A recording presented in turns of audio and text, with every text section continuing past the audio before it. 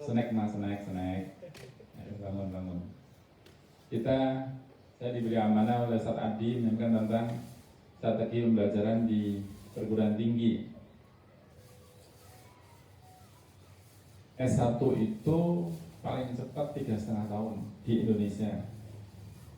Kalau Nawa mau ke Malaysia itu ada yang 3 tahun, ada yang 4 tahun ya rata-rata. Di Eropa ada yang 2 tahun selesai, nggak pakai skripsi di sana itu. Jadi kampus beda-beda, nggak harus skripsi. Di Indonesia juga ada yang nggak pakai skripsi, tapi publikasi ilmiah. Tapi paling cepat 3,5 tahun, 7 semester. Nanti saya jelaskan di Timur Tengah seperti apa, begitu. Kelemahannya apa, kelebihannya apa. Di Eropa kekuatannya apa, kelemahannya apa, di Indonesia dan sebagainya. Pertama, yang penting harus dipahami bahwa hakikat sekolah atau kuliah itu yang penting bukan di kampus mana, tapi yang penting baik negeri, swasta, negeri, dalam negeri, luar negeri itu penting, tapi ya rapati penting sebenarnya. Jangan ngomong-ngomong sama Apri ya, nanti nggak di luar negeri semua. Penting dan tidak penting. Pentingnya apa? Luar negeri tambah wawasan, ngerti berbagai macam budaya. Itu pentingnya di situ itu. Dalam hal konten pelajaran mungkin relatif sama. Perbedaannya letaknya adalah kemampuan bahasa dan pengalaman internasional. Itu di situ letak perbedaan yang paling tegas. Secara keilmuan gimana? Tergantung kembali kepada orangnya masing-masing. Ada yang sekolah di Amerika pulang nggak ngerti apa-apa. Ada yang sekolah di Karanganyar ngerti banyak hal. Karena tergantung pendalaman orang terhadap materi yang dipelajarinya. Sekali lagi kembali kepada orang-orangnya. Yang penting itu adalah bukan kuliah di mana, tapi akan kuliah program studi apa, mau ngambil jurusan apa, dan mau belajar kepada siapa, itu penting. Mau belajar komunikasi di mana? Di UI, hati-hati di sana. Ada Adi Armando di sana. Ada orang liberal di Indonesia. Jangan belajar di sana. Misalnya begitu. Mau belajar di Leiden di Belanda, bagus di Leiden. Tapi mau ngambil program studi apa? Psikologi oke. Mau ngambil Islamic Studies masalah. Karena banyak orang Indonesia dosen UIN itu ngambil S3 itu Islamic Studies, pelajaran agama Islam di kampus-kampus Eropa. Saya tanya ke mereka, ini direkam sih enggak ya? Salah satunya petinggi di Kemenak itu bareng sama saya dulu waktu di sana. Saya belajar psikologi, dia belajar agama Islam. Saya tanya, kepada siapa belajarnya? Ya kepada orang-orang yang tidak Islam. Jadi belajar agama Islam sama orang kafir. Terus saya tanya lagi, yang dipelajari apa? Udah diem kata mereka. Jangan ngomong terus kata mereka. Nggak masuk akal kita belajar agama Islam dari orang kafir. Jadi yang terjadi di Eropa. Kalau belajar agama Islam, ya ke Asia Tenggara atau ke Timur Tengah, bukan ke Eropa. Kecuali di kampus Maihi yang kita pernah MOU dengan mereka, bahkan semuanya Muslim semua, bahkan semua pakai niqab semua yang perempuannya.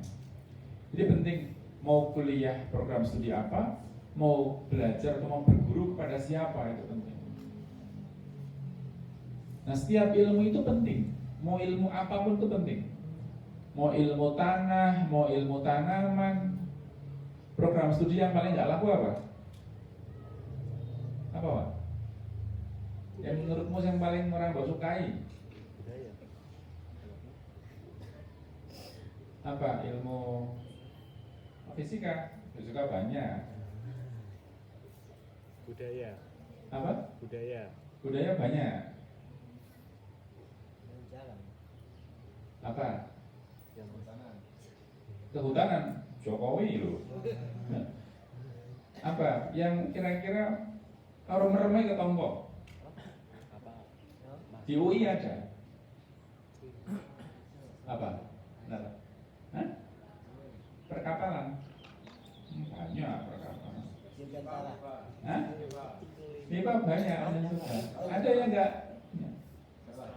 Sastra Jawa. Di UI ada. Jupu aku tidak ketonton. Ambil itu sastra Jawa, keren, pakai jaket warna kuning. Yang penting UI kan. Apa tulisannya? Sastra Jawa gitu ya.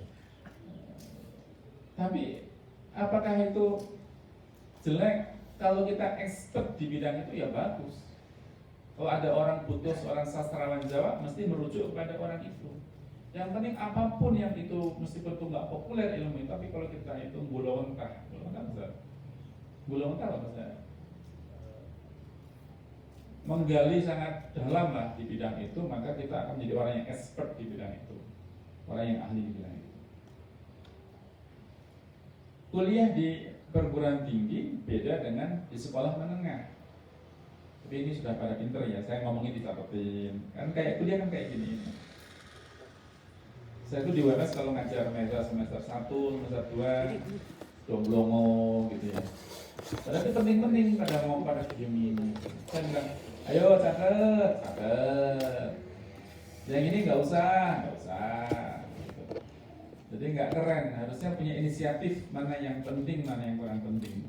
Kita harus mampu mengidentifikasi itu. Dan di perguruan tinggi, mahasiswa harus aktif untuk mencari dan menggali informasi dari berbagai sumber rujukan. Misalnya mencari dari buku, dikenal dengan namanya jurnal. Sudah mulai kan kenal jurnal di sini. Ada dari berbagai sumber begitu ya. Sedangkan kalau di SMA secara umum itu ya info dari gurunya saja. Hanya searah dari gurunya. Tapi kalau di perguruan tinggi dari guru itu paling hanya 20% saja. Yang 80% Anda harus mencari sendiri dari berbagai sumber itu. Mau ke perpustakaan, dan perpustakaan sekarang keren-keren. UMS saja perpustakaannya dengan akreditasi unggul itu. Pernah menduduki peringkat pertama sampai ketiga di Indonesia. Jadi kampus-kampus rata-rata perpustakaannya sudah keren-keren. Berlangganan pada jurnal-jurnal internasional yang free kita aksesnya. Kemudian nah kebutuhan belajar itu tergantung tumbuh dari mahasiswa. Makanya di Islam namanya POD, pembelajaran orang dewasa. Mengapa kok pembelajaran orang dewasa? Karena mahasiswa termasuk orang dewasa. Kategori dewasa itu apa? Usia 18 sampai 24 tahun namanya dewasa awal. Maka dianggap sudah dewasa, sudah siap untuk menikah gitu ya. Makanya tergolong sebagai dewasa. Ya lu nak mau nikah kok. Ya. Jadi belajar karena kita butuh.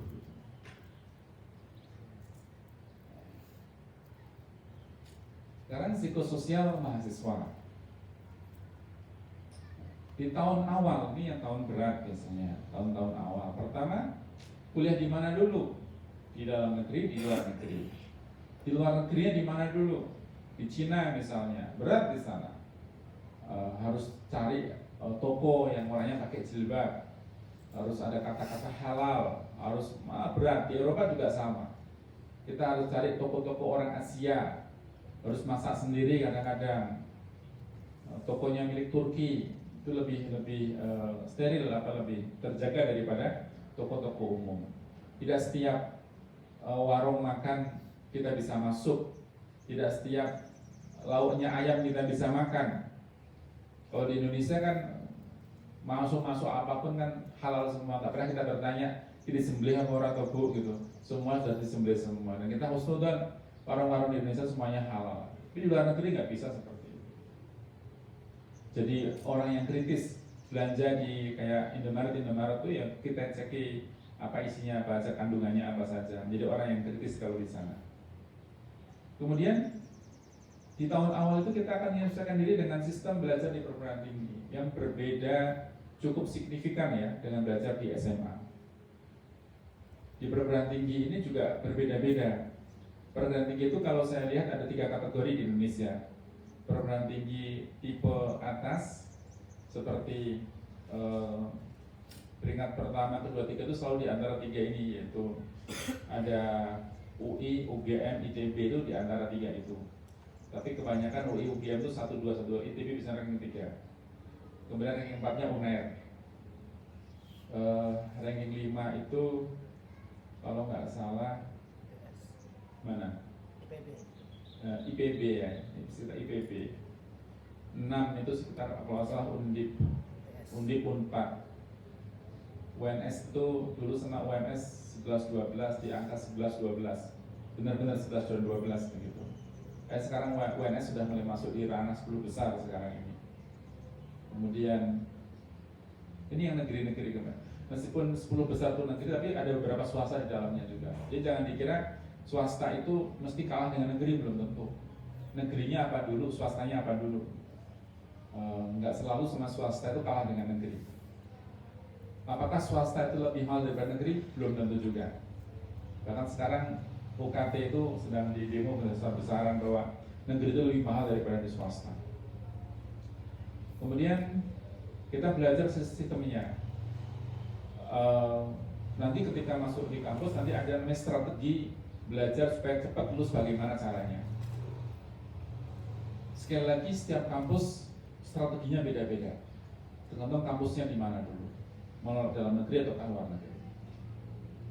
Sistem budaya ini juga tidak mudah. Sistem budaya di luar negeri harus banyak hati-hati, terutama di daerah Eropa, karena banyak anak Indonesia itu di sana sudah hidup bersama itu laki-laki perempuan sudah sering terjadi.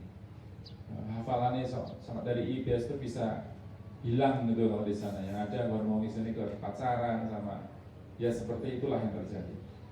Tapi kalau di Indonesia masih jauh lebih aman. Di Malaysia juga sama dengan di Indonesia situasinya. Kalau di Malaysia itu kulturnya Nahdien ya, di Malaysia itu. Jadi kayak NU banget itu Malaysia itu. Meskipun mereka nggak menyebutnya NU, tetapi kulturnya adalah kultur NU. Ya di sana ada sholawatan, ada tahlilan, ada seperti kulturnya Nahdien. Meskipun mereka bukan mengidentifikasi diri sebagai orang Nahdien. Di Thailand juga NU juga. Di daerah Malaysia yang Muhammadiyah itu di Perlis. Makanya Muhammadiyah bikin Entras Muhammadiyah Malaysia di Perlis. Di Perlis itu Muhammadiyah masuk, Salafi juga masuk gitu. Yang non Syafi'iyah di situ ya. Tetapi yang mostly itu di situ adalah bermazhab Imam Syafi'i. Kemudian juga Brunei juga sama. Brunei lebih keras lagi malah. Kemudian menyesuaikan diri dengan teman seasrama yang baru dikenalnya. Maka harus pilih tempat kos yang tidak hanya milih yang fisik saja, tapi juga secara lingkungan seperti apa. Ini penting banget di sini. Jangan salah pilih kos-kosan. Pantau benar nih kosan ini benar apa tidak benar. Karena ada kos-kosan mau di Solo, mau di Jogja, mau di Jakarta, orang kumpul kebo itu selalu ada. Laki-laki perempuan tidur bareng. Benar-benar cari kos yang bagus. Usahakan yang dekat dengan masjid bagi yang laki-laki. Yang perempuan ya yang harus tertutup. Benar-benar harus dijaga. Sampai dulu saya bikin sertifikasi kos-kosan. Di kos-kosan kita sertifikasi ada bintangnya 1, bintang 2, bintang 3 begitu. Supaya steril kos-kosan itu. Dan seringkali mahasiswa itu ada yang ketangkep dipukuli warga karena ya kayak gitulah kondisinya. Mau di UGM, mau di UI, mau di UNER, mau di mana, ya kondisinya seperti itu. Tergantung bagaimana kita. Kalau di asrama kan diingetin sama ustadzah, diingetin sama musyrifahnya, ustadznya. Kalau kuliah, siapa yang ingetin? Nggak ada. Kita mau jumpalitan, kita mau sholat, kita mau nggak sholat, nggak ada yang ingetin kita. Yang ingetin adalah orang tua kita saja. Kita, teman-teman kita, ibu kos, nggak ada yang ingetin kita. Semua kembali kepada kita. Mau jadi apa, kembali kepada kita. Maka penting sekali kita itu niatnya harus benar, niatnya harus lurus. Kemudian dengan circle baru di kampus baru, nanti ada namanya non-muslim. Kalau Rana mau kuliah di UI, sana ketemu orang non-muslim, orang Chinese. Nanti ketemu dengan dosen perempuan yang tidak berjilbab, nanti ketemu dengan dosen yang merokok, nanti ketemu dosen yang tidak sholat, nanti ketemu dengan di UI itu banyak, terutama kampus Sospol di sana, para mahasiswi itu pakai baju yang di atas pusar gitu ya. Nah dia kemarin ke sana lihat-lihat tuh, di atas pusar itu, gitu ya, Sospol ya, Sospol. Di warung sambil merokok lepas, yang berjilbab juga merokok di sana. Nah kondisi seperti itu. Saya ngomong apa adanya biar tahu, nggak semuanya seperti di IBS. IBS itu surganya bagi penuntut ilmu. Tapi kalau di lokasi di sana, wah, di UGM juga ada tempat-tempat tertentu ya, itu kayak misalnya Fakultas Filsafat, sampai orangnya nggak sholat. Macam-macam orang itu macam-macam. Maka jangan sampai yang harus dekat dengan masjid, dekat dengan pengajian. Jangan ketemunya dengan orang-orang soleh, ketemu dengan orang-orang solihah di sana, sehingga kita terjaga dengan baik. Maka pesan ini sangat penting. Makanya al-adabu qabla ilmi itu di situ itu. Pertama itu ya masalah jaga akhlak kita. Masalah pinter tidak pinter itu penting, tetapi kalah pentingnya dengan menghasilkan akhlak yang baik. Kemudian yang kedua di luar negeri, penyesuaian bahasa penting sekali. Nanti yang ke Malaysia misalnya ngomongnya harus, Malaysia termasuk yang gagal, merasa gagal karena warganya tidak mau berbahasa Melayu. Mereka sangat memuji Indonesia yang mampu berbahasa Indonesia warganya. Orang-orang di Malaysia lebih suka berbahasa Inggris, makanya tes masuknya pakai bahasa Inggris. Kemarin saya ngisi acara di Bina Madani Magelang, anaknya ustadznya, Ustadz Masrur, itu daftar di IUM nggak keterima, padahal bahasa Inggrisnya masuk semuanya, sudah bisa. Lalu saya telepon ke kaprodinya psikologi IUM, kenapa nggak keterima? Katanya ketika wawancara tidak meyakinkan, sehingga meskipun bahasa Inggrisnya lolos, wawancara tidak meyakinkan, sehingga kami nggak bisa terima. Tapi dia boleh ngambil komunikasi, prodi komunikasi, karena levelnya di bawah psikologi. Setelah kuliah di komunikasi selama 1 semester, kalau nanti IPK-nya di atas 2,8 baru bisa ngambil ke psikologi.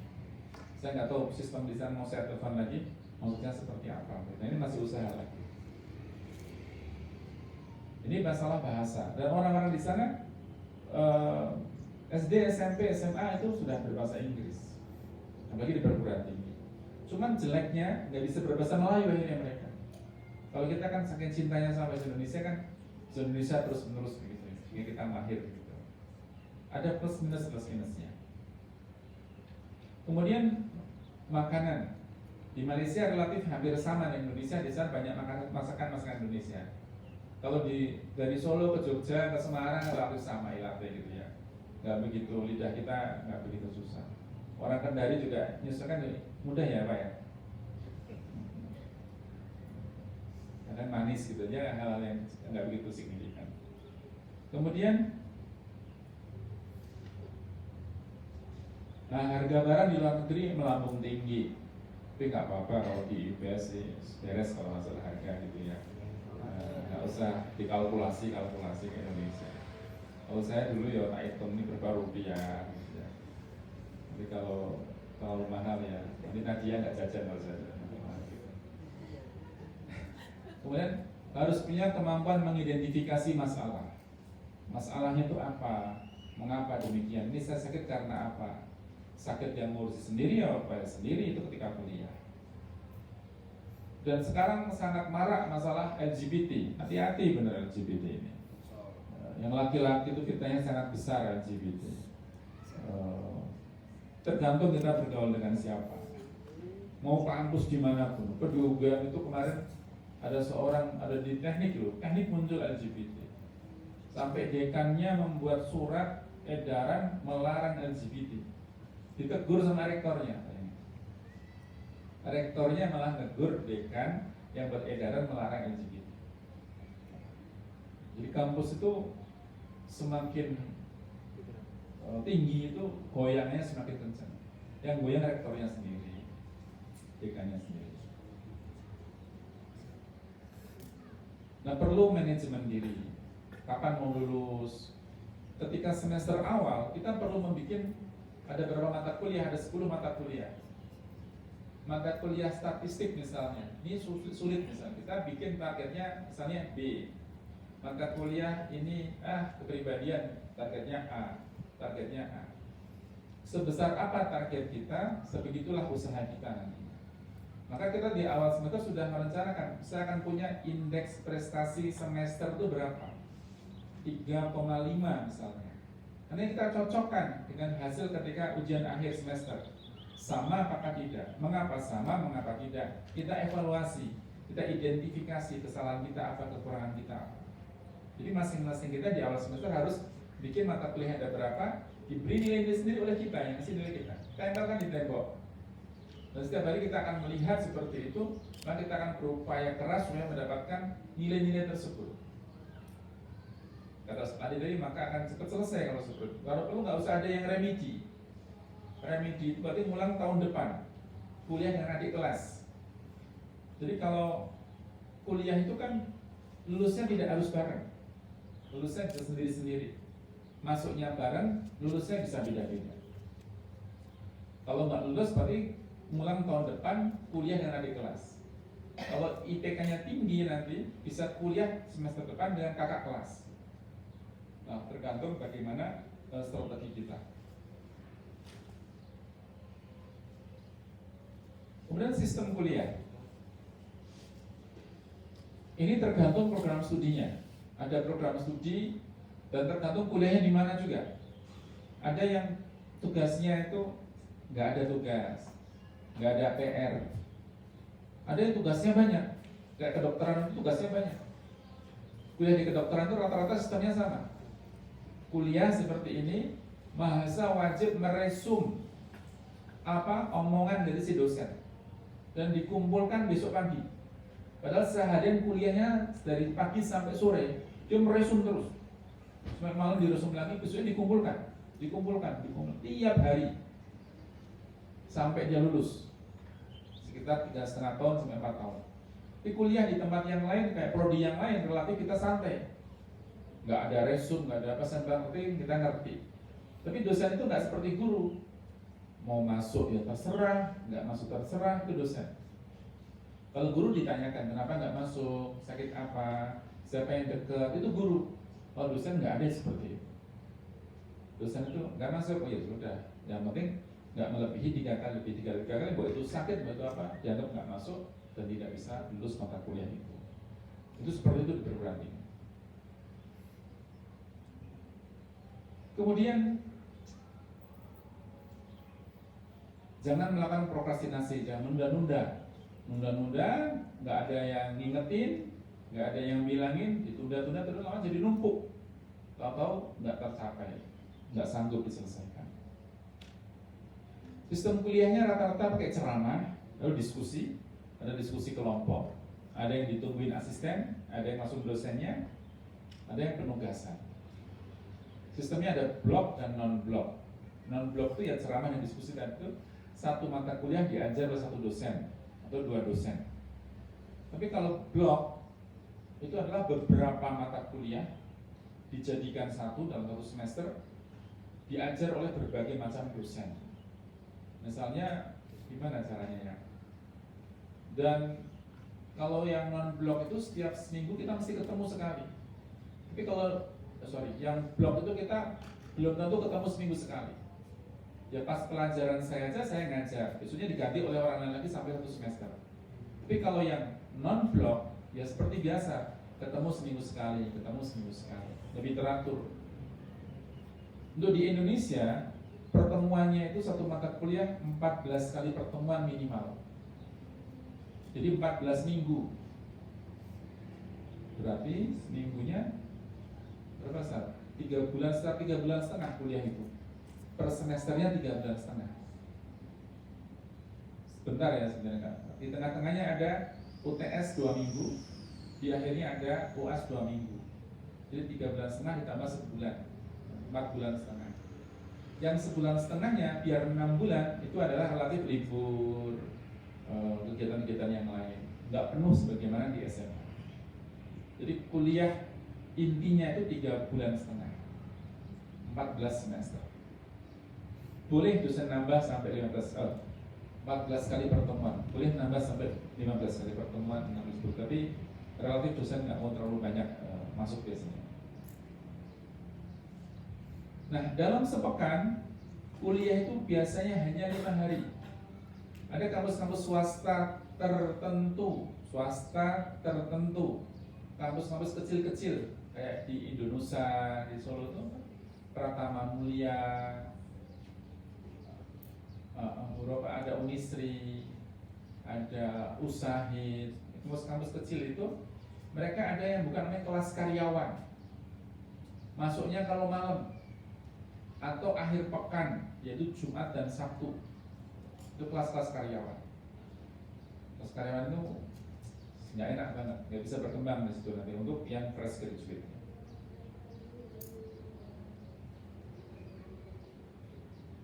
Dalam satu hari kuliah mungkin hanya ada 1-2 mata kuliah, atau bahkan dalam sepekan itu hanya 2 hari saja kuliah itu. Senin kuliah 2 mata kuliah, Selasa 2 mata kuliah, Rabu 1 mata kuliah, Kamis, Jumat, Sabtu, Ahad libur. Bisa seperti itu. Atau Senin ada kuliah cuma 1, Selasa libur, Rabu ada kuliah 2, Kamis libur, Jumat ada kuliah 1. Ada yang model seperti itu. Tergantung kampusnya, tergantung jadwal di kampusnya. Nggak seperti di SMA tiap hari ada terus. Kuliah itu relatif santai menurut saya sih, nggak banyak pusing kayak di SMA, terlalu banyak tugas gitu ya. Itu kemudian nggak ada pelajaran olahraga, nggak ada pelajaran upacara, nggak apa, ada bedanya pelajaran pramuka apa mas? Pramuka nggak ada ekstrakurikuler nggak ada. Apalagi ya, itu kami mahasiswa boleh ikut ekstra, boleh. Kalau nggak ikut ya nggak apa-apa, itu choices saja, pilihan saja. Ada yang model mahasiswa yang dari kos-kosan ke kampus, kantin, kos-kosan, kampus, kantin, kos-kosan, itu aja. Ritmenya 3 tempat tadi. Di kos-kosan ngapain? Ya sok nyucinya seminggu sekali, sok dibawa ke laundry, kemudian tidur, ya kayak gitu kos-kosan. Bergantung mau diisi dengan apa, kembali kepada kita. Kemudian dosen kadang ngajar dengan PPT. Nah, dosen yang tua-tua, yang umurnya 60 tahun ke atas itu suka nggak pakai PPT, ngajarnya pakai hafalan. Ini yang buat kita sulit. Yang dicatat yang mana kalau seperti ini. Ada yang model begitu, macam-macam jenisnya dosen itu. Nggak menarik apapun dosen itu harus dianggap menarik. Harus dianggap menarik dan dicari-cari menariknya di mana. Mbok senengel kayak apapun. Karena kalau kita nggak tertarik, kita akan gagal mata kuliah itu, membuat kita mengalami demotivasi nanti di sana. Saya pernah S2 di UGM. Di UGM itu bayangkan, S2 saya dulu dosen nggak harus S2 ya, dosen bisa S1. Saya ngambil S2 di UGM, kami itu kelasnya para dosen. Si dosennya UGM itu gini, dari belakang, dari depan, ayo kamu buka halaman 9, baca paragraf pertama. Bahasa Indonesia itu bukunya, dibaca 1 paragraf. Sebelahnya baca 1 paragraf, baca terus sampai bel bunyi. Jadi nggak ada penjelasan, nggak ada apa, nggak ada. Itu S2 di kampus terbaik lah. Sekali lagi bukan sistemnya, tetapi tergantung kembali kepada dosennya. Dosennya macam-macam. Ada kampus yang nggak bonafit tapi dosennya keren ya, ada. Ada yang kampus bonafit dan saya tidak keren ya, tergantung dosennya juga.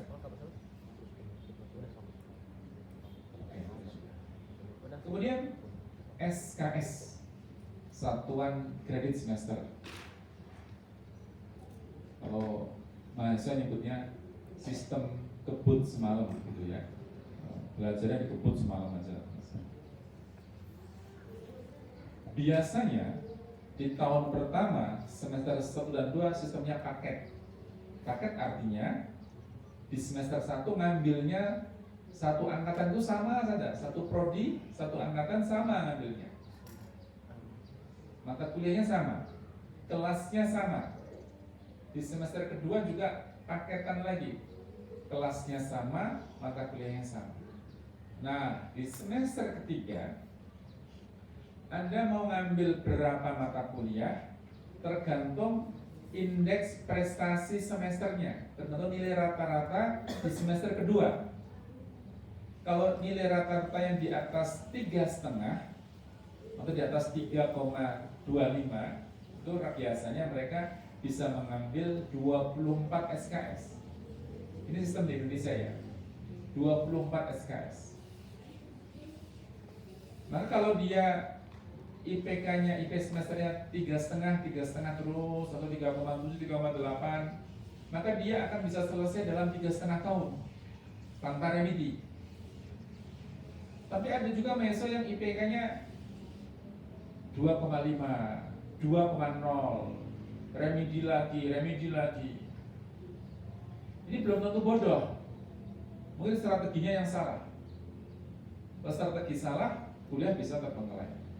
Ada teman saya yang sangat pintar, tertinggi IPK, tapi sambil kerja. Jadi dia nggak lulus di kampus itu, harus ngulang di kampus yang lain. Nah, saya ulang, di semester ketiga kita akan ambil mata kuliah tergantung indeks prestasi kita di semester kedua.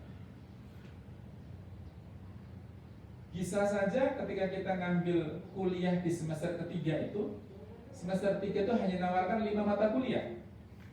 Padahal IP semester kita itu 3,7 misalnya.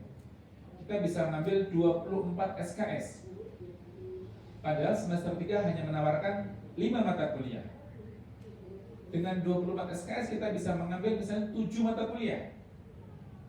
Padahal semester 3 5 mata kuliah, kita bisa mengambil 7 mata kuliah. Maka kita bisa ngambil 5 mata kuliah yang ditawarkan, ditambah 2 mata kuliah di semester kelima. Jadi kuliah Anda semester 3, kuliah dengan mahasiswa semester 5, dengan para senior-senior. Ya kok keren dewe gitu ya. Nah cilik tapi contohnya orang tua-tua. Nah kayak gitu. Paham ya? Sehingga dengan sistem SKS ini orang bisa lulus lebih cepat, itu 3,5 tahun, paling cepat 3,5 tahun. S1 masa studinya di Indonesia ya 7 tahun atau 14 semester. 14 semester, begitu 14 semester nggak selesai, langsung di drop out. Yang drop out bukan sistem di kampus itu, tapi sistemnya dikti. Kemendikbud. Karena kalau dipaksakan tetap masuk, maka nanti ijazahnya nggak diakui oleh pemerintah, nggak punya nomor registrasinya ijazahnya. Nah kalau di UMS, begitu kurang 1 semester sudah diwanti-wanti, nggak mampu dipindah ke kampus lain. Nah, caranya dipindah ke kampus lain, jadi mahasiswa baru di kampus yang lain. Saya sering mindahin orang-orang begitu karena mau pindah kemana? Kampus Kudus, kampus Semarang, kampus mana? Kita swasta ya, nggak bisa ke negeri. Masa studi S1 7 tahun atau 14 semester. Masa studi pendidikan profesi itu adalah 2 tahun. Kayak dokter, profesi dokter atau koas itu adalah 2 tahun maksimal itu. Meskipun sebenarnya profesi yang lain bisa setahun, kayak farmasi itu setahun.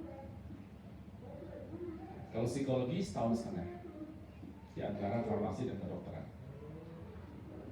Istilahnya namanya S1 itu namanya KKNI 6. Apa KKNI itu ya? Levelnya KKNI 6. profesi KKNI 7, S2 KKNI 8, paling tinggi S3 KKNI 9 namanya. Saya lupa itu KKNI. Nanti harus browsing. S2 maksimal 4 tahun atau 8 semester. Kalau ketemu mahasiswa S2 semester berapa mas? Oh, baru semester baru tahun keempat. Berarti dia sudah mau di DO kalau seperti itu. Kalau ada orang bilang semester berapa mas? Semester akhir. Akhir itu berapa? Kan ada akhirnya itu 15. Kalau 10 masih belum akhir. Nah S3 itu juga 7 tahun. Tapi bisa selesai dalam waktu 3 tahun S3 itu. S2 bisa selesai setahun setengah. Dulu saya selesai S1-nya 3 tahun setengah, S2-nya setahun setengah, S3-nya 3 tahun kurang berapa bulan itu lah, sedikit. Kita optimalkan kita bisa. Amin, amin. Nah nilai ketika kuliah itu bergerak dari mulai E sampai A. E itu adalah 0, D itu 1, C itu 2, B 3, A 4. Meskipun nilainya D yaitu 1, itu berarti lulus. Ini 1. Mas yang penting lulus, tapi D ngapain kalau cuma D? Oh, ada pilihan C, ada pilihan B, ada pilihan A. Minimal nilai itu adalah B sama A. Nggak boleh ada C, nggak boleh D, nggak boleh E. Beberapa mahasiswa nilai B pun direvisi, diremedi. Diganti setahun semester berikutnya ngambil mata kuliah lagi supaya mendapat nilai A.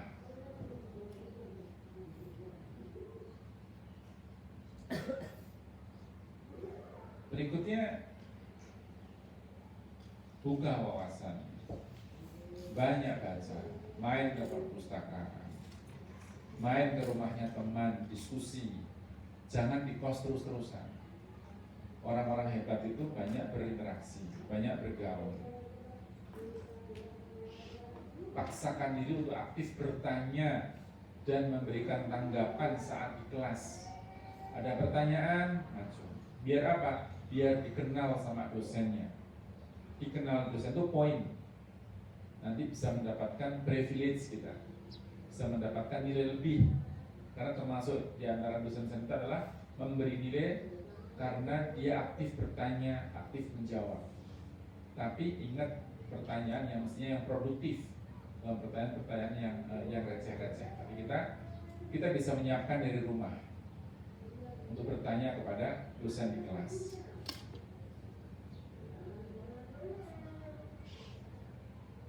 Yang terakhir adalah fokus kuliah. Usahakan fokus kuliah, tidak nyambi kerja. Usahakan juga tidak nikah dulu gitu ya. Ya kalau menikah silakan, tapi tantangannya berat. Tantangannya nanti harus membagi pikiran. Tidak pacaran. Sudah pacaran, orang pacarannya dipikirin sih enak-enaknya. Wah, ada motivasi. Iya kalau motivasi. Ketika mau UTS, padu karo pacare, bubrah kuliah kita. Nggak bisa konsentrasi. Maka berpikirnya jauh ke depan. Karena pekerjaan kadang-kadang menjebak kita, kadang-kadang membuat kita lena. Meskipun sekarang itu dagangan itu bisa online, tetapi seringkali itu menjebak kita, membuat kita terlena. Bisa membuat kita gagal kuliah, gagal pernikahan, karena konfliknya sangat banyak. Jadi saya belum selesai bikin terakhir. Nah, dosen itu hanya fasilitator, bukan sumber ilmu utama menurut saya ya. Hanya fasilitator saja, hanya membuka, menstimulasi saja, membuka apa ya, gemboknya saja. Berikutnya adalah ya cari sendiri. Para ahli mengatakan dosen itu hanya memberikan ilmu itu hanya 20%, yang 80% nyari sendiri dari berbagai sumber-sumber yang lain. Dan belum tentu dosen lebih paham daripada mahasiswanya, belum tentu. Saya pikir itu yang saya sampaikan. semoga harapannya bisa memberikan gambaran besok kuliah itu seperti apa. Yang di luar negeri sekali lagi harus optimal di sana, networkingnya harus kuat, kemudian di sana ya jangan hanya fokus studi, harus banyak jalan-jalan, harus banyak berinteraksi dengan budaya yang berbeda agar kita punya pengalaman internasional. Tentu ya rakatnya agak banyak kalau banyak jalan-jalan. Bukan jalan-jalan yang tidak produktif ya, jalan-jalan yang produktif, ikut seminar, ikut apa. Saya ada beberapa mahasiswa di kampus itu, meskipun kampus swasta kayak di UMS, banyak mahasiswa hebat di situ. Misalnya saya ada mahasiswi ya, perempuan ini, dia indeks prestasi kumulatifnya udah 3,8. 3,8 itu cum laude. Harusnya dia lulus di semester ke-7 ataupun 3 tahun setengah. Tapi dia nggak mau lulus. Pembimbing skripsinya saya. Kenapa nggak mau lulus? Eman-eman kalau saya lulus. Karena dia dengan menjadi mahasiswa, dia itu bisa ngisi seminar di mana-mana. Ada call for papers. Dia kirim artikel. Kemana dia? Pertama dia ke Inggris, ke Eindhoven, ke Inggris, ke Manchester. Terus saya tanya, duitnya dari mana? Saya mengajukan proposal ke perusahaan-perusahaan. Dia dapat duit 50 juta dari perusahaan-perusahaan itu bikin proposal. Padahal untuk ke Inggris itu sekitar 25 juta PP. Saat PP saat di sana seminggu, saat akomodasinya. Sekitar 20. Untung 25 juta. Dia waktu itu bisa pergi umroh dari uang itu. Lalu dia ada call lagi yang mana nih ke Jepang. Dia berangkat ke Jepang, jadi proposal lagi ke perusahaan. Dapatlah 50 juta, 60 juta. Nah dia nggak mau lulus karena dengan status mahasiswanya itu dia bisa keliling dunia dengan bukan tanpa mengeluarkan uang sepeser pun, bahkan punya laba untuk uang jajannya dia. Dan beasiswa sangat banyak. Saya menjadi juri atau reviewer ataupun pewawancara untuk beasiswa namanya, pernah dengar mungkin ISMA, itu kayak mobility student. Jadi kuliah di Indonesia, dimanapun di Indonesia, nanti apply beasiswa ISMA. Itu syaratnya bahasa Inggrisnya TOEFL-nya sekitar 500 atau nggak salah. Kemudian nanti melamar beasiswa itu diberi oleh pemerintah secara cuma-cuma. Satu anak bisa mendapatkan 350 juta rata-rata per anaknya untuk sekolah di luar negeri selama 4 bulan. Luar negeri itu biasanya kampus 100 besar dunia. Kalau di Malaysia itu adalah Malaya termasuk 100 besar dunia, kampus negerinya. Kalau IUM itu antara negeri dan swasta, private and state university kalau IUM itu. Kayak di Boston itu IELTS-nya itu minimal 8,5. Itu daftar di Boston. Biasanya hanya menyediakan 8 orang, 15 orang saja di Boston itu. Dan semakin berkembang negara, semakin bagus peringkatnya, maksudnya semakin sulit. Itu ISMA itu bisa dilamar oleh kalian nanti di semester ketiga untuk bisa mendapatkan beasiswa. Nanti dicari IISMA. Ada lagi beasiswa namanya beasiswa LPDP. LPDP itu bisa beli beasiswa ongoing. Jadi sudah kuliah sampai semester 3, semester 4, nanti ada tawaran beasiswa. Kita bisa ikut seleksi beasiswa. Atau juga nanti dia mau selesai S1 untuk beasiswa S2 di luar negeri, di dalam negeri kita LPDP. Kalau orang-orang Al-Azhar jangan beasiswa KIP ya. Jadi kayak yang kemarin itu ya, bikin status. Nah itu anak-anakku sekalian, beberapa hal kuliah itu seperti itu. Mau bagaimana semua tergantung kepada kita. Saya kembali ke Ustaz Adi. Assalamualaikum warahmatullahi wabarakatuh. Alhamdulillah, jazakallah khairan Prof atas ilmunya ya, ilmu yang berharga ya. Mungkin kita buka sesi tanya. Oke. Silakan kakak-kakak sekalian, jika ada pertanyaan, ini penting sekali ya. Dan mumpung ada Prof di sini, silakan jika ada yang bertanya. Dari putra dahulu, Faisal. Ya.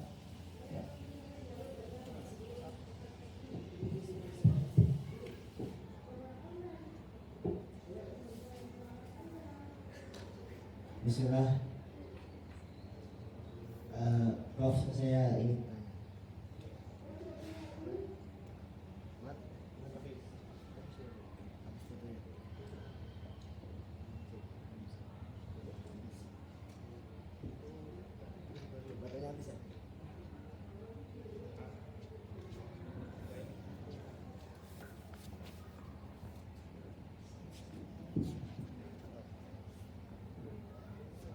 ini mungkin agak di luar topik mungkin. Masih mengenai kampus saya. Ini saya sedang satu step dulu deh.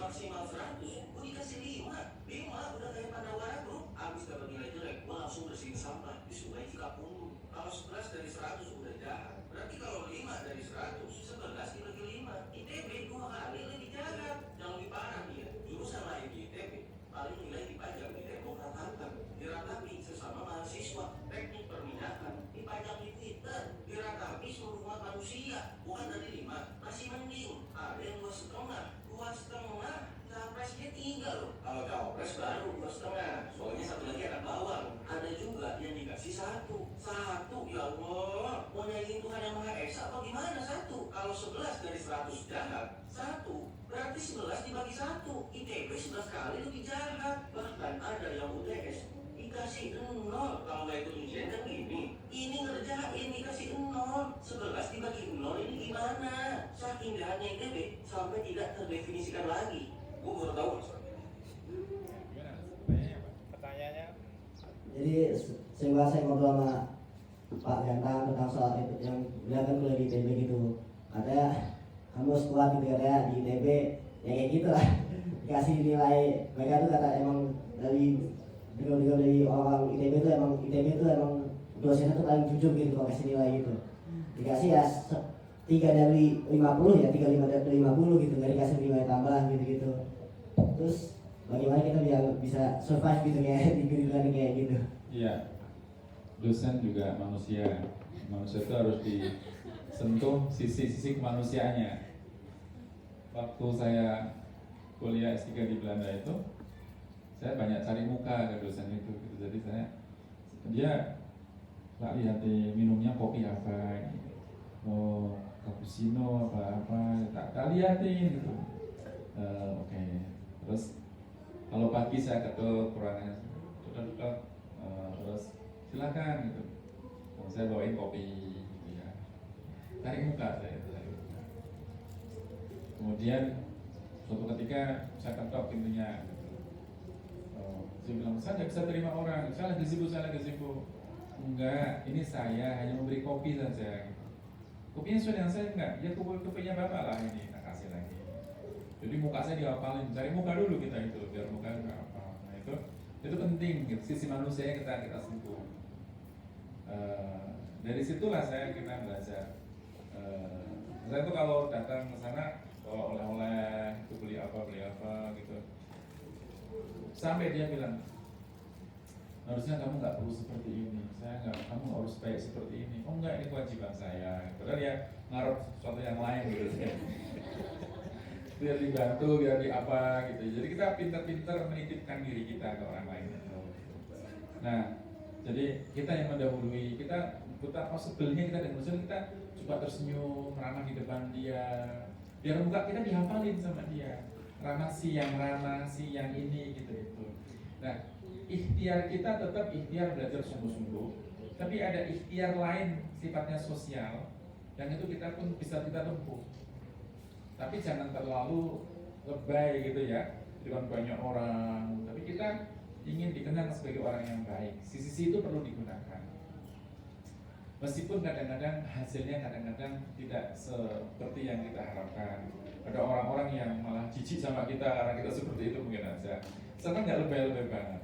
Misalnya, maaf bisa bawakan tasnya, nggak usah seperti itu gitu. Nah, tapi yang ramah, selamat pagi Bu, selamat pagi Pak. Misalkan nggak mau duduk paling depan misalnya, banyak bertanya. Misalnya kalimat-kalimat seperti penjelasan Ibu sangat gamblang, sangat jelas, saya sangat tertarik dengan ini. Pertanyaan saya seperti ini, senang disanjung begitu, itu senang. Nah, sisi-sisi itu perlu kita munculkan. Itu ya Mas. Jadi jangan terlalu, meskipun kita ngambil teknik gitu ya, jangan terlalu kaku. Orang teknik itu orangnya lembut orang teknik. Kita Mas Faisal. Ada lagi? Ibu ada? Ya. Mbak Rana ada, Mbak Rana. Baik.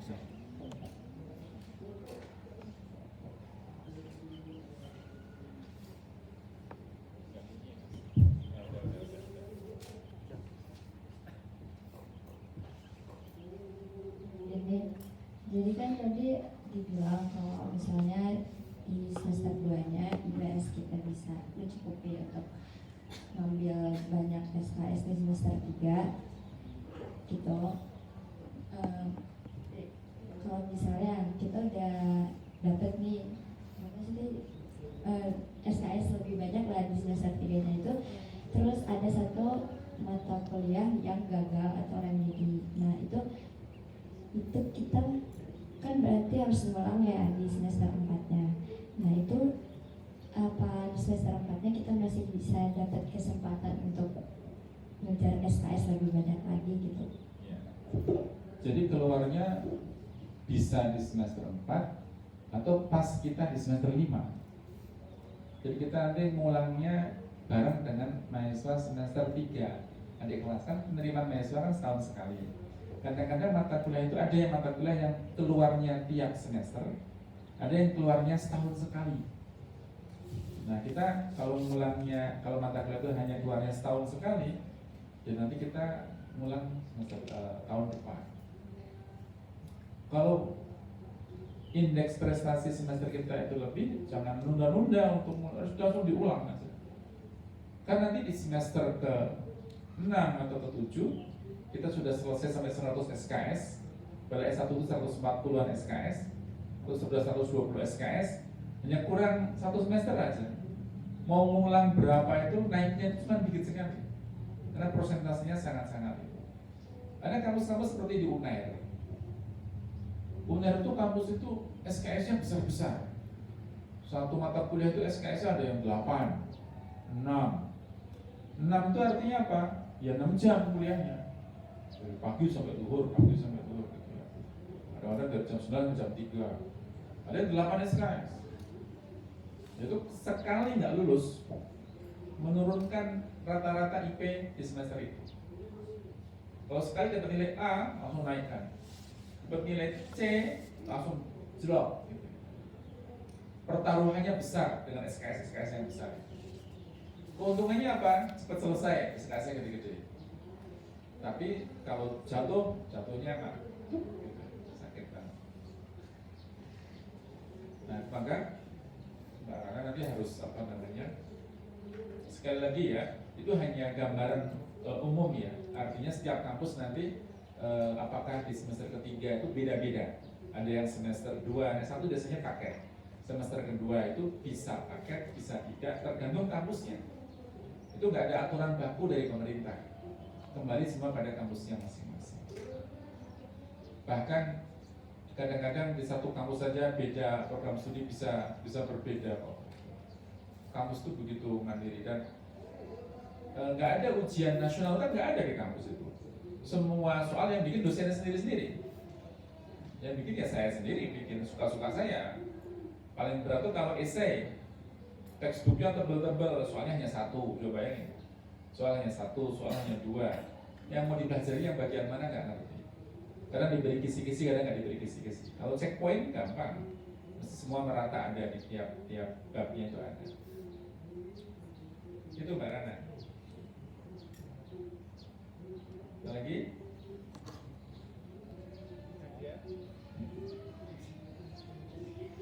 Yang putra, ada lagi? Piana kamu sekolah di mana, Vi? Viana itu mau tanya tuh.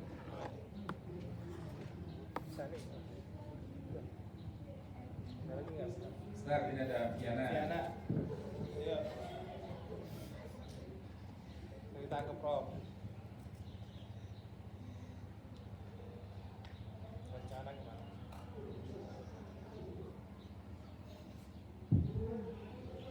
Mau tanya cara membangun relasi. Kan misalnya kalau saya masuk kuliah itu awal-awal kan dapat temennya baru-baru semua.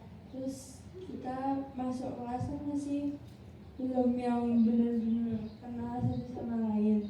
Nah, cara buat step pertamanya itu apa? Cara kenalan gitu maksudnya dia. Nah dulu di mana dia Lazar itu dulu pertama kali? Online ya dulu ya. Iya ya kalimatnya. Ya masuk gitu terus kenalan. Kenalan dong siapa namanya, kan gitu langsung ngomong gitu. Nama saya Nawan, nama siapa? Saya Viana gitu. Kosnya di mana? Tapi jangan terlalu larut ya, karena kita nggak ngerti track recordnya orang-orang itu. Apalagi kalau di negeri yang bukan Islam, kan UIN kan Islam. Di negeri yang itu tuh benar-benar hati-hati gitu ya. Tidak hanya beda ormas, beda agama, bahkan nanti bisa orang macam-macam, kelompok-kelompok macam-macam, ada Syiah, macam-macam gitu ya. Maka harus hati-hati, harus selektif, harus macam-macam. Kosnya di mana? Kosnya di sana. Gitu. Boleh nggak main ke kosnya? Oh boleh, misalnya. Tapi ya jangan terlalu dekat dulu, belum kenal. Dan belum tahu siapa yang pintar di kelasnya itu, sehingga nanti kita mau tanya-tanya ke siapa juga belum tahu. Intinya ya nanti natural kok sih gitu Mbak Viana.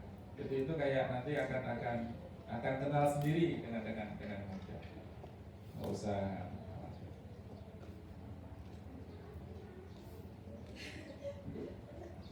Ada lagi yang lain?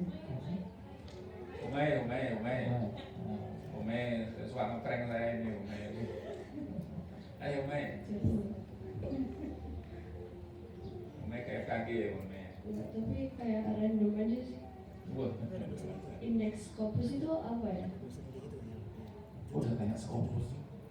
Soalnya katanya kayak ada yang pernah bilang ke aku, kamu kalau milih UNIF tuh pilih yang apa publikasinya yang indeks Scopus. Nah itu aku bingung gitu. Publikasi. Jadi setiap dosen itu punya publikasi artikel hasil penelitian. Scopus itu apa gitu dulu ya. Nah, dosen itu dituntut untuk publikasi artikel ilmiah, jadi hasil penelitian. Kemudian publikasi itu ada beberapa jenis, publikasi internasional dan nasional. Yang internasional itu tidak harus di luar negeri, kadang-kadang di Indonesia pun bisa internasional. Biasanya pakai bahasa Inggris, pakai bahasa Arab. Nah, ada namanya lembaga pengindeks. Pengindeks itu seperti yang mengakui, yang mengeluarkan beberapa terbitan-terbitan. Salah satu di antaranya adalah Scopus. Ada banyak. Salah satunya adalah Scopus. Saatnya diakui di Indonesia adalah Scopus itu. Kayak saya misalnya punya H-Index, karena saya sering publikasi di Scopus. Saya punya artikel 17 artikel di Scopus misalnya. Saya punya H-Index 5. Tapi itu menjadi momok bagi para dosen, karena mereka nggak bisa mempublikasikan karyanya di Scopus. Padahal beberapa mahasiswa mampu menerbitkan karya di Scopus. Misalkan punya kemampuan bahasa Inggris, punya kemampuan tulis-menulis dalam bahasa Inggris, dan mempublikasikan skripsinya di jurnal yang diindeks oleh Scopus. Tapi itu bukan nggak ada hubungannya dengan kampus, tapi dengan personal dosen. Dan sekarang saya bikin jurnal baru namanya Asian Journal of Islamic Psychology atau ajib kita nyebutnya. Itu ini sedang dirintis untuk ke arah Scopus nantinya. Jadi kami di fakultas punya 2 jurnal, jurnal Indigenous Psychology dan jurnal Asian Journal on Islamic Psychology. Jadi untuk ke arah semua berbahasa Inggris. Kita keduanya belum diindeks oleh Scopus. Tapi kalau sudah diindeks Scopus, untuk diterbitkan karya kita oleh jurnal itu, kadang kita disuruh bayar untuk bisa terbit di sana. Bukannya dapat bayaran, malah disuruh bayar kita. Bayarnya itu macam-macam, dari mulai 10 juta sampai 60 juta untuk satu artikelnya. Kalau saya nggak mau, saya cari yang gratisan biasanya. Gratisan, dan bahkan kita dibayar. Ada kita yang nanti pemerintah bisa bayar kita nantinya. Ya ada strateginya supaya dibayar pemerintah. Bisa sampai 50 juta dibayar, terus sampai tergantung kepakaran kita, tergantung pengalaman kita untuk mengenai itu. Jadi di indeks Scopus itu adalah jurnal ya, jurnal ilmiahnya, dan kita adalah pengisi jurnalnya. Setiap dosen harus punya publikasi karya. Agar apa? Agar dia gampang naik pangkat. Saya menjadi guru besar, jadi profesor. Kenapa? Karena saya sering mempublikasikan karya ilmiah saya. Kalau nggak punya karya, nggak bisa naik pangkat dosen itu. Kurang lebih begitu Mbak Umay. Dan ada beberapa kampus yang menggunakan namanya Outcome Based Education atau OBE. Itu kalau mahasiswa itu nggak usah buat skripsi, asalkan dia mampu mempublikasikan karya ilmiahnya di Scopus, maka nggak perlu bikin skripsi. Kalau dosen aja ada yang nggak bisa, kok mahasiswa disuruh oleh itu. Iya, pada rumah ada mahasiswa yang mampu, dosen nggak mampu. Dosen tidak semuanya mampu. Bahkan sebagian besar dosen tidak mampu mempublikasikan karya ilmiah di Scopus. Sebagian besar. Dosen nggak mampu. Karena sulitnya masuk ke situ. Itu main. Dosen. Tapi itu kan di Scopus. Iya. Di review. Kamu jadinya di FKG mana, Mbak? Di review Pak.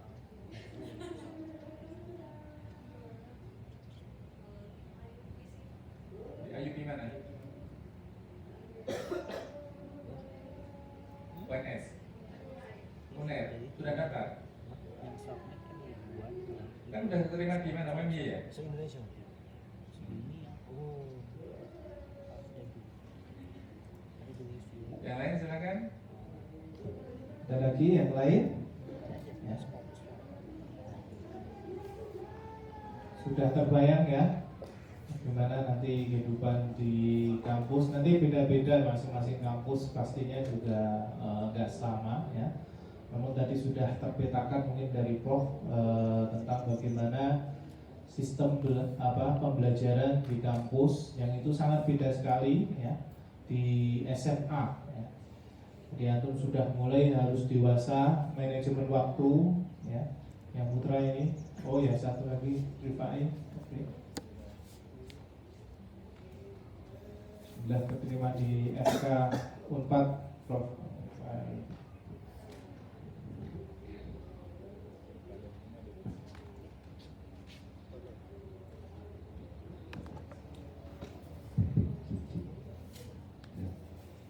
Izin bertanya, Prof.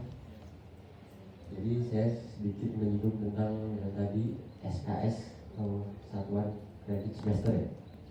Jadi saya penasaran sebenarnya itu gimana sih sistem SKS di Fakultas Kedokteran. Soalnya kan kalau saya lihat itu kayak mahasiswa-mahasiswa itu jarang berat, ada yang molor gitu ya. Misalnya kayak total semuanya itu karena emang saking pintarnya mahasiswanya atau emang ada aturan khusus gitu di fakultas tersebut. Sama mungkin saya bertanya kedua mungkin yang tadi yang sistem blok. Nah, saya masih agak sedikit bingung itu sebenarnya sistem blok itu kayak gimana gitu. Iya. Nah, di kedokteran itu biasanya menggunakan blok. Biasanya menggunakan blok. Blok itu beberapa mata kuliah. Kalau di psikologi soalnya enggak ya. Saya ngajar di kedokteran juga di UMS. Itu mata kuliah misalnya di semester 1 itu pembahasan masalah apa ya di kedokteran itu ya, masalah paru selesai dulu, sampai 3-4 kali pertemuan masalah paru. Besoknya lagi ini masalah jantung, sampai 4 kali pertemuan. Nah itu blok namanya. Kemudian sampai berikutnya lagi masalah apa? Masalah tenggorokan, masalah telinga, hidung dan sebagainya. Mata pelajaran itu dijadikan satu, cuman di dalamnya itu ada banyak pengajar dari berbagai bidang minat, gitu ya. Sehingga nanti namanya blok. Ada blok A, blok B, macam-macam begitu. Dan nanti dibaca di pedoman pendidikannya, panduan pendidikan, biasanya munculnya ada gambaran, ada skema-skemanya begitu. Sekali lagi stylenya beda-beda, kurang lebih seperti itu. Kalau sekali blok saya, blok psikologi misalnya, saya ngajar ya 2, 3, 4 kali pertemuan saja. Nanti diganti dengan yang lainnya di hari yang sama setiap minggunya. Misalnya saya ngajar tiap hari Selasa, ngajar sampai 3 minggu saja tiap Selasa. Minggu keempat, minggu kelima, minggu keenam sudah diganti dosen yang lain lagi. Jadi saya harus selesai hanya 3 kali pertemuan saja. Itu modelnya seperti itu blok. Kemudian kalau mahasiswa kedokteran itu ya tidak semuanya lulus juga. Ada yang cuma esket saja sarjana kedokteran. Dan di tengah jalan, saya nggak mau jadi dokter, ternyata jadi dokter untuk apa gitu. Ya dia sarjana kedokteran aja, dan jual ambil yang lain. Ada yang di kampus itu ada yang Gojek online juga, tukang ojek online ada, masa kedokteran gitu. Sampai terjebak sampai semester ke-14 dia. Jadi hilang dari kampus. Tidak mesti yang namanya nggak selesai kuliah itu orang yang tidak pintar. Banyak orang pintar nggak selesai kuliahnya karena lemah dalam strategi. Sekali lagi strategi. Harus bagaimana itu strategi. Jangan terlalu percaya dengan intelijensi kita. Karena banyak orang terjungkal karena merasa dirinya pintar. Justru karena orang-orang yang mungkin slow but sure itu ya, dia yang lebih sukses karena yakin, pelan, santai, jangan stres, jangan bingung, jangan khawatir. Nah ini perlu di-maintain. Ini baik di kedokteran mostly memang beda dengan fakultas-fakultas yang lainnya. Saya belum tahu kalau di Unpad seperti apa, tapi mestinya beda dengan yang lainnya. Dan kesempatan mendapatkan beasiswa ISMA, beasiswa itu untuk kedokteran itu relatif sulit gitu ya. Bukan sulit nggak bisa, bukan, tapi waktunya nggak ada. Karena mereka harus praktikum ini, praktikum macam-macam. Karena kalau yang dapat beasiswa ISMA itu dia harus menunda antara 1 sampai 2 semester. Lulusnya nanti belakangan. Begitu Mas Ivan. Kelas itu. Ada lagi? Ya.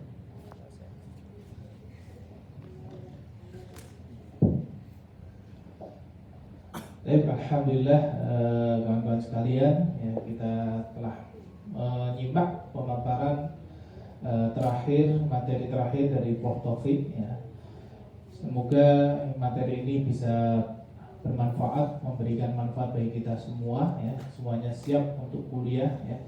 Dan semoga semuanya sukses, ya, mendapatkan jurusan atau kampus yang didamba-dambakan, ya. Alhamdulillah sudah mulai keterima, yang belum keterima semoga dimudahkan oleh Allah Ta'ala, ya, untuk melanjutkan studi di kampus yang dicita-citakan, ya. Ya demikianlah murid sekalian, kita sudah menjelang akhir dari pertemuan kali ini, ya. Tazwid Fasal Al-Nihai Preparation Training Program for Final Grade Students of Al-Azhar IPS. Maka dengan berakhirnya tadi sudah sebenarnya ada pesan-pesan yang dari kepala sekolah, kemudian juga tadi ada materi dari Prof ini, ya. Dan juga kita sudah 3 hari di sini, ya, di Kawah Chandra di Mukoh Lembah Manah ini bersama-sama menyimak, ya, dari maha guru kita, ya, di Al-Azhar IPS. maka juga kita isi dengan berbagai acara yang saling kebersamaan ya. Semoga selama 3 hari 2 malam ini ya dapat membekas di diri antum ya, identitas antum sebagai murid-murid Al-Azhar IBS semakin kokoh ya, tidak bisa luntur walaupun antum sudah di luar sana ya. Itulah harapan kenapa acara ini diadakan ya, karena kita mau nyari referensi Solo Baru belum ada bro ternyata. Nah, akhirnya kita referensinya di pondok-pondok pesantren, ternyata malah lebih banyak ya. Seperti Sekarima juga ada tajwid pembekalan ya. Maka semoga acara ini memberikan ya manfaat yang besar bagi antum semuanya ya. Nanti kita harapkan juga yang lainnya belum ikut ya bisa menyimak dan juga dimotivasi ya. Dan mungkin ya ini kita usulkan, akan usulkan ke kepala sekolah, nanti yang belum menyimak ya bisa menyimak di recording yang sudah kita siapkan dan menjadi syarat ngambil ijazah. Nah, ini alhamdulillah sudah nyimak semua ya. Alhamdulillah dan rangkum semua.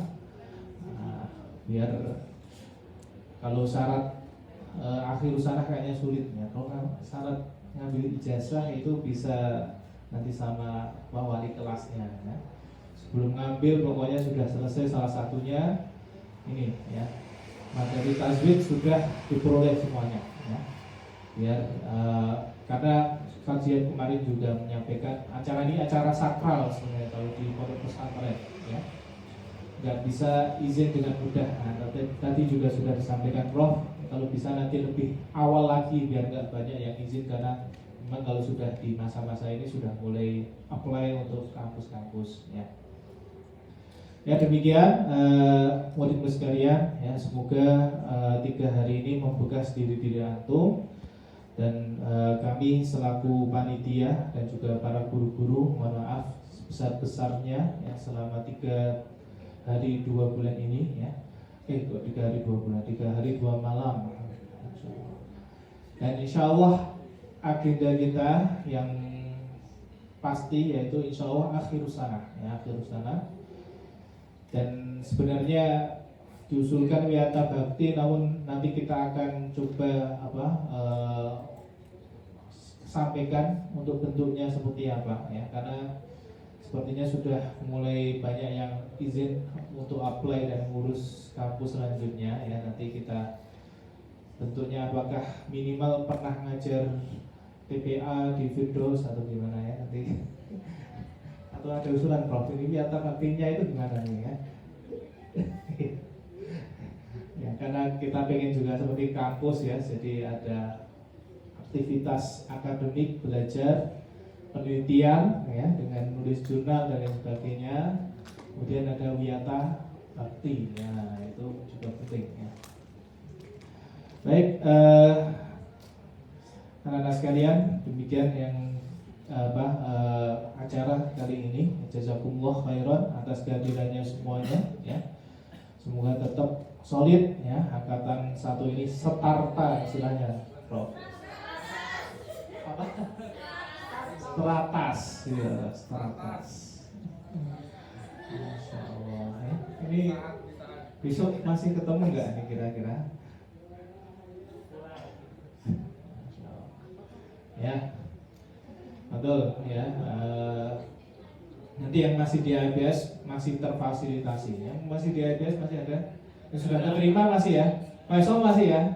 Nah, ambil sangat dulu ya Sol sampai selesai Sol ya. Amin. Oke ya. Kemudian maka kita sudah di penghujung acara, maka tidak tanpa panjang lebar saja ya kita tutup ya acara pre-gradation training atau tajwid di Fasal An-Nihai dengan hamdalah dan kafaratul majlis. Alhamdulillahirabbil alamin. Subhanakallahumma wa bihamdika asyhadu an la ilaha illa anta astaghfiruka wa atubu ilaik. Assalamualaikum warahmatullahi wabarakatuh. Waalaikumsalam. Wahid isnaini salasa.